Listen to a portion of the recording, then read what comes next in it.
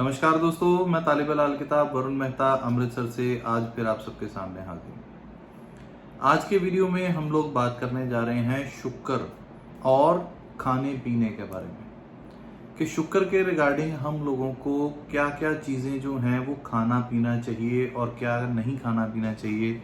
हमारा रिजक जो है वो क्या है और हमारे रिजक से हमारे लाइफस्टाइल पर, हमारे खाने पीने से हमारे लाइफस्टाइल पर क्या और कैसा इफेक्ट पड़ सकता है और हमें किन किन चीज़ों का परहेज इन जनरल करना चाहिए और किन किन चीज़ों को अपने खाने पीने में अडेप्ट करना चाहिए। इन सब चीज़ों के बारे में ये वीडियो मैं बनाने जा रहा हूँ ताकि शुक्र के रिगार्डिंग जो हमारा खाने पीने का लाइफस्टाइल है वो कैसे और कितना इफेक्ट होता है, उन सब चीज़ों के बारे में आपको इस सब के बारे में पता चल सके। दोस्तों, शुक्र जो है वो हमारे रिजक का कारक प्लैनेट है। हमारा रिजक क्या होता है, सबसे पहले हमें ये जानना पड़ेगा। देखो दोस्तों, हम बहुत सारी चीज़ें सभी दुनिया खाती है, जैसे रोटी है, दाल है, चावल है, चने हैं, राजमा है, माँ राजमा है, नॉनवेज है, ड्रिंक्स हैं, कुछ भी चीज़ें हैं।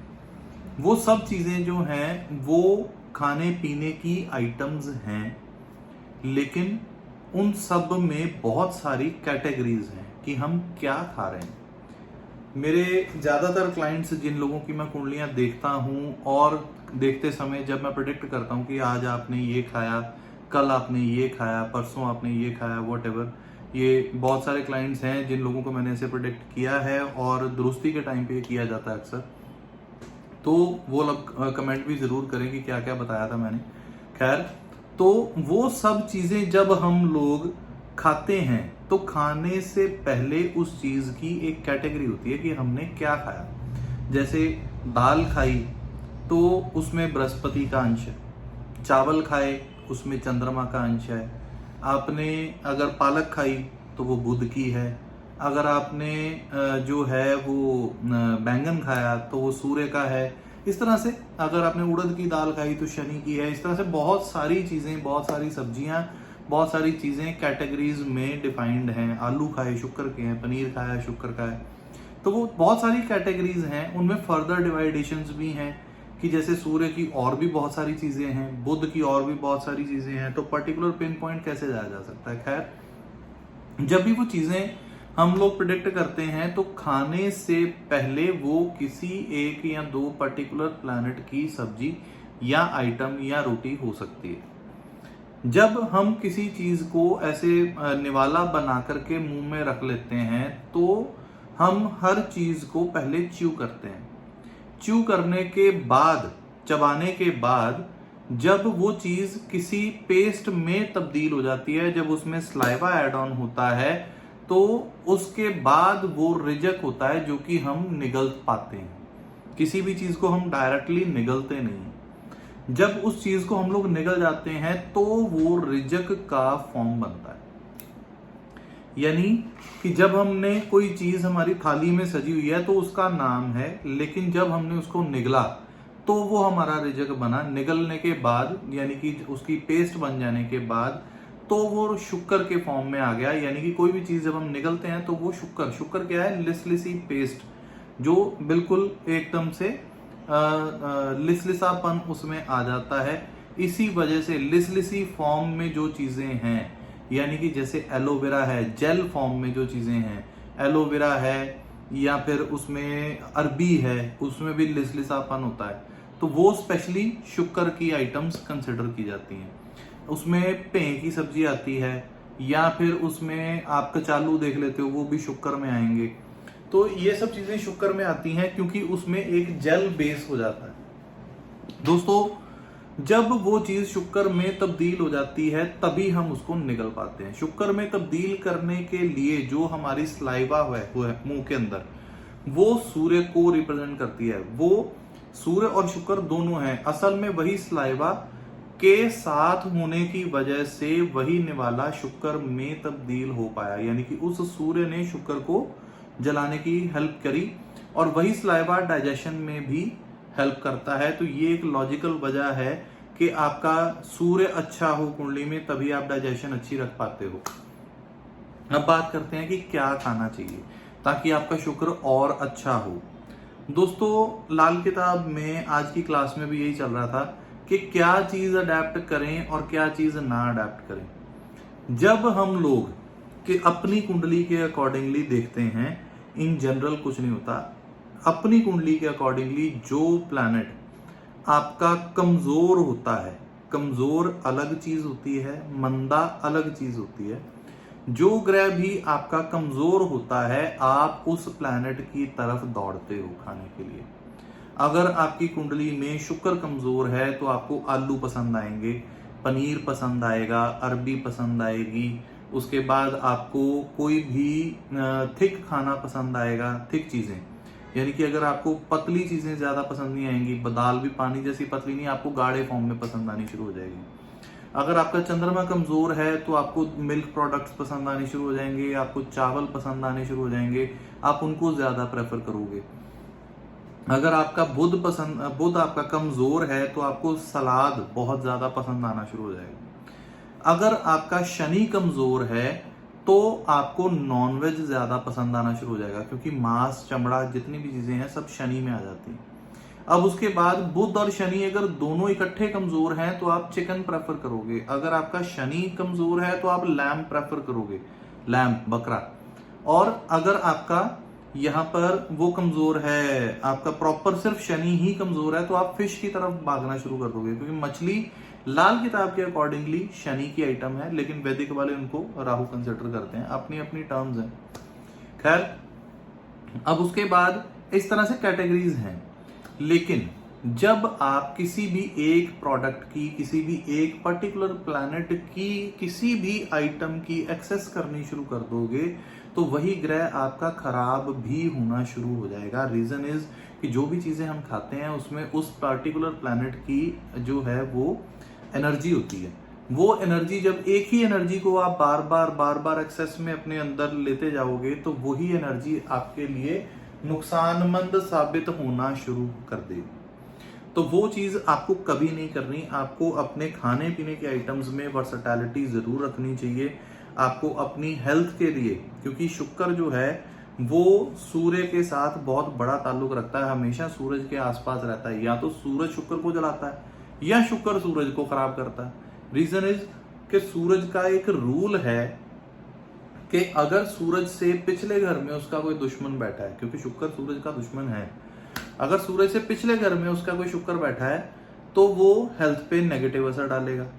और अगर सूरज से आगे शुक्र बैठा है तो सूरज उस ग्रह और घर को जला देगा।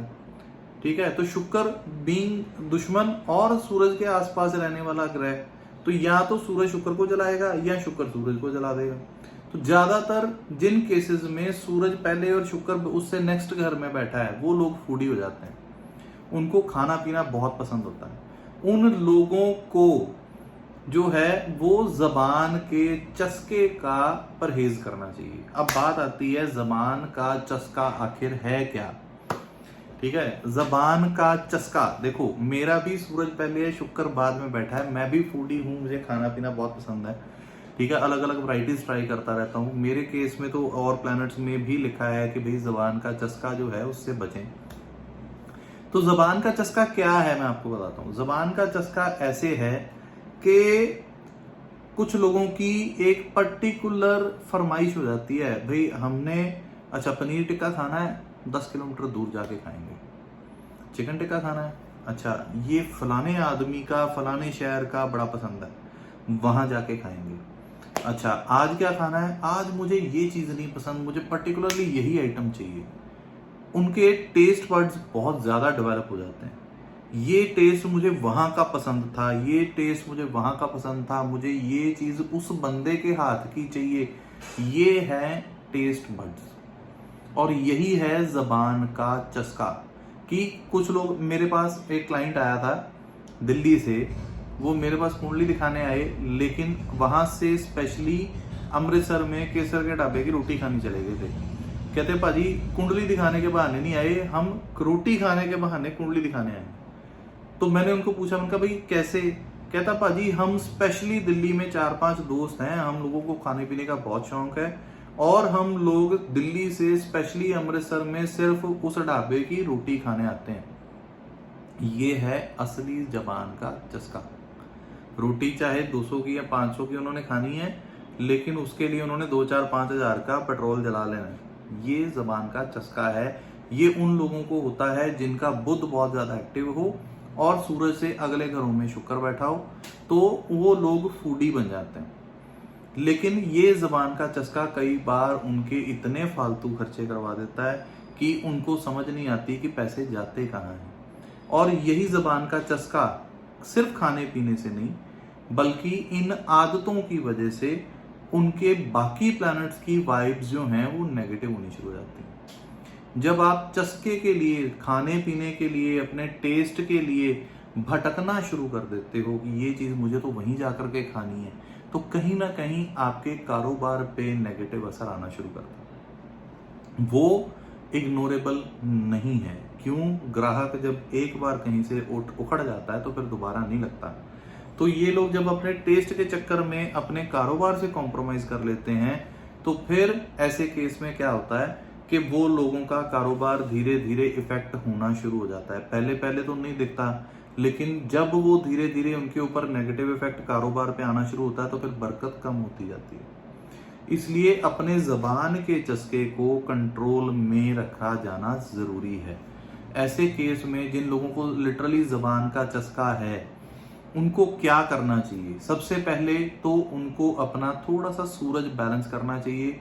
यानी कि हर रोज नहीं, जब भी उनको लगे कि बहुत क्रेविंग हो रही है, क्योंकि जब सूरज से अगले घर में शुक्र होगा ना, उनको खाने की क्रेविंग होगी, कुछ मिल जाए, कुछ भी मिल जाए, तो उनको अपनी क्रेविंग शांत करनी है। कैसे होगी? सूरज को थोड़ा बढ़ा के, थोड़ा सा मीठा खाएं, पानी पिए, तो सूरज स्ट्रांग होगा, मुंह का सलाइवा जो है वो ड्राई हो जाएगा, मुंह ड्राई स्टेट में आ जाएगा, सूरज भी स्ट्रांग होगा, आपका नेम फेम बढ़ेगा, कारोबार की तरफ फोकस बढ़ेगा और आपके जो टेस्ट बड्स हैं वो काफी हद तक शांत होंगे।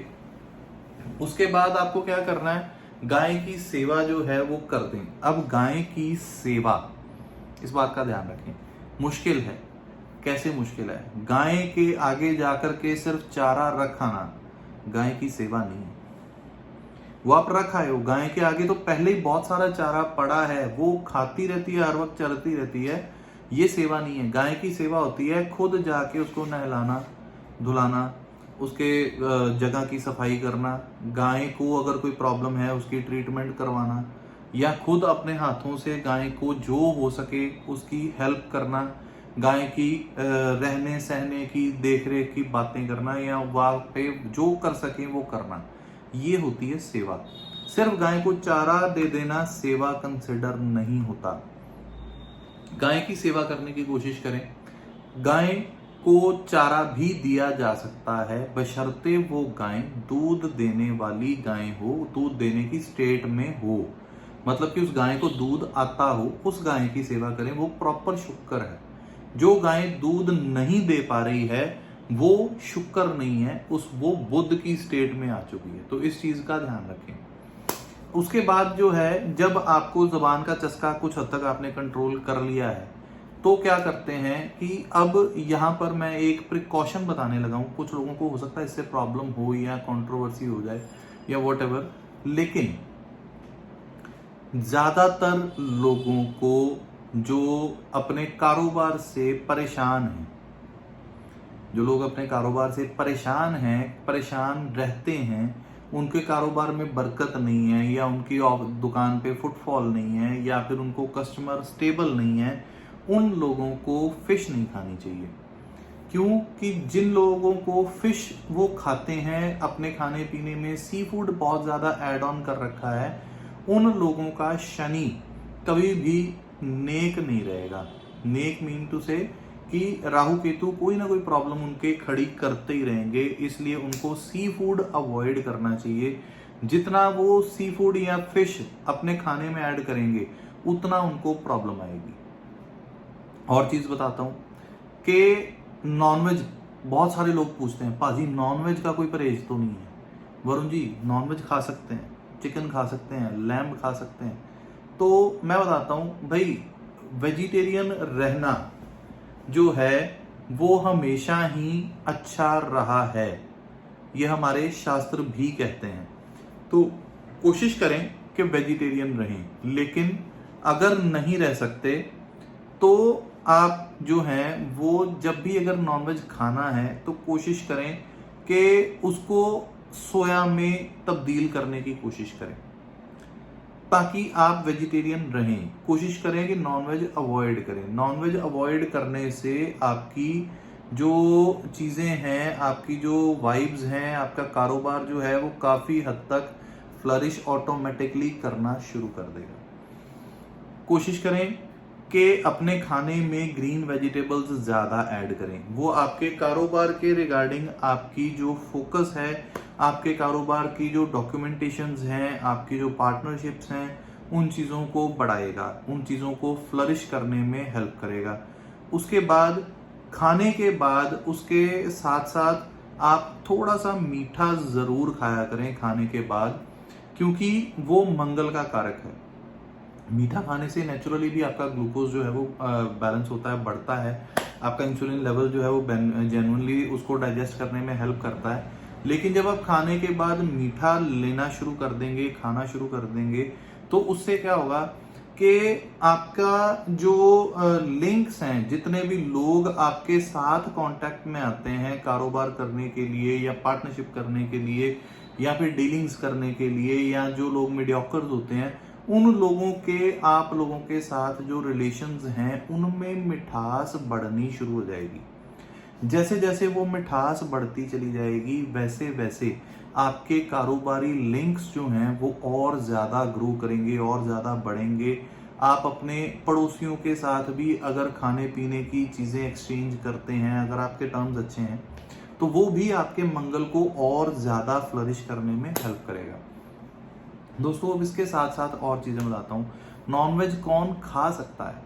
नॉनवेज वो लोग खा सकते हैं, पहली बात के गीता बोल रहा हूँ, सॉरी, जो लोग जो हैं वो पहलवान, जो बॉडी बिल्डर्स हैं या फौजी, ये दो लोग जो हैं इनको खाने पीने का नॉनवेज में पाप नहीं लगता। यानी कि ये लोग सिर्फ नॉनवेज खा सकते हैं अगर वो अपनी ड्यूटी में हैं।